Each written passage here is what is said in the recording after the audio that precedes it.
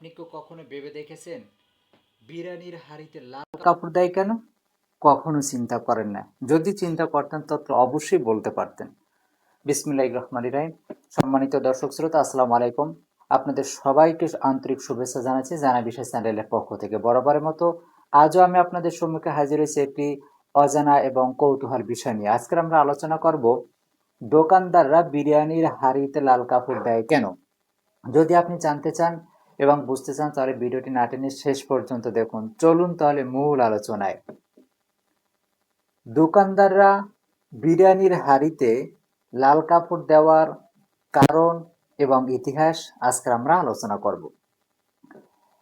মুঘল সম্রাটের হুমায়ুন যখন তার সাম্রাজ্য হারিয়ে ইরানে আশ্রয় নিলেন, ইরানের সরকার তাকে উষ্ণ অভ্যর্থনা দিল এবং রাজকীয় খাবার পরিবেশন করলো। রাজকীয় খাবার পরিবেশনের সময় তার সামনে রূপালী পাত্রে এক ধরনের খাবার নিয়ে আসে, চীনামাটির পাত্রে এক ধরনের খাবার নিয়ে আসে। রূপালী পাত্রে যে খাবারগুলো নিয়ে আসেন ওই খাবারগুলো মূলত লাল কাপড় দিয়া ঢেকে নিয়ে আসেন। চীনামাটির পাত্রে যে খাবারগুলো নিয়ে আসেন ওই খাবারগুলো সাদা কাপড় দিয়ে ঢেকে নিয়ে আসেন।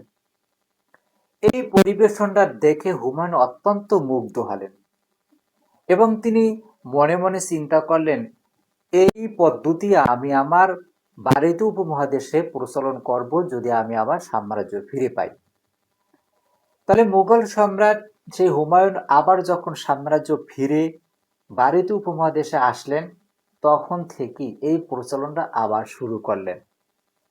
তাহলে ভারতীয় উপমহাদেশে সম্রাট হুমায়ুনের হাত ধরেই বিরিয়ানির হাঁড়িতে লাল কাপড় দেওয়ার প্রচলন শুরু হয়।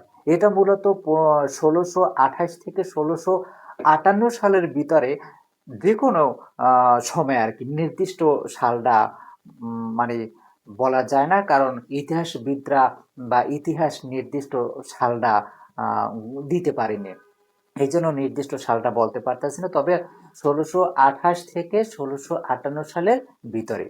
এবং যখনই প্রচলনটা শুরু হতো আস্তে আস্তে সারা ভারত মহাদেশ জুড়ে এর প্রচলনটা বৃদ্ধি পেতে থাকে।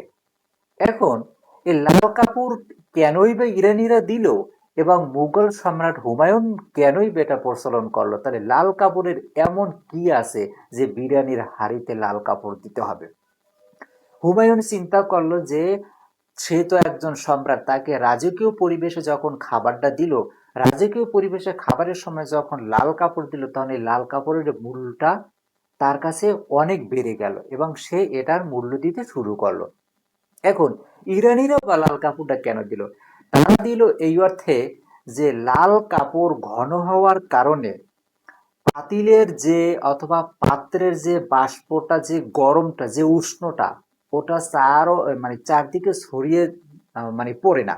লাল কাপড় ঘন হওয়ার কারণে ওই বাষ্পটা, ওই গরমটা সে আটকে রাখে, যার কারণে খাবারটা ভালো থাকে, খাবারটা গরম থাকে।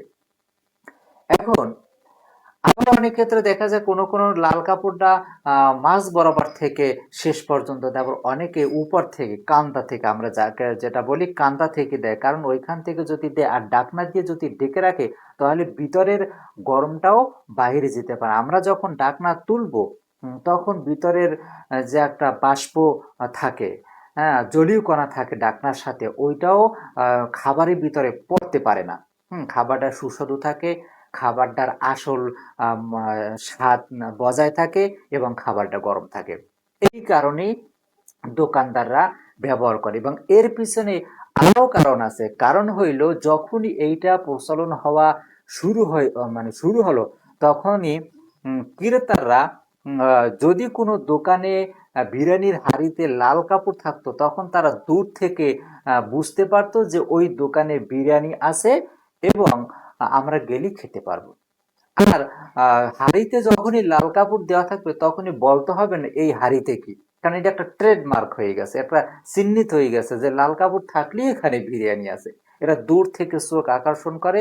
আর লাল কাপড় থাকলে ক্রেতা অনুমান করবে যে দোকান খোলা আছে, বিরিয়ানি পাওয়া যাবে, ওখানে গেলে আমরা খেতে পারবো। এই তো হইলো ক্রেতারা কিভাবে বুঝবে। আর দোকানদাররা এটা বাহিরে রাখে ক্রেতাদের আকর্ষণ করার জন্য। আর খাবারটাকে সতেজ সুন্দর রাখার জন্য। এই ছিল আর এটাই মূলত এখনো ধারা অব্যাহত রেখেছে এবং এই ধারাটা আস্তে আস্তে বাড়তে আছে এবং সবাই বুঝতেছে, অব্যাহত রয়েছে। অনেক আগ থেকে শুরু হলো, এটা কিন্তু বিলীন হয়ে যায়নি। এই ছিল বিরিয়ানির হাঁড়িতে লাল কাপড় দেওয়ার ইতিহাস এবং কারণ। ভিডিওটি ভালো লাগলে লাইক দিবেন, কমেন্ট করবেন, আপনাদের সকলের কমেন্টের উত্তর দেওয়ার চেষ্টা করবো আমি ইনশাল্লাহ। আমি এখানে যাহা কিছু আলোচনা করেছি এর বাহিরেও যদি আপনাদের কোনো কিছু জানার থাকে অবশ্যই কমেন্ট করবেন, কমেন্টে আমি সকলের উত্তর জানিয়ে দেব। জানা বিষয় চ্যানেলের সাথে থাকুন, কারণ জানা বিষয় চ্যানেল সবসময় অজানাকেই জানিয়ে থাকে।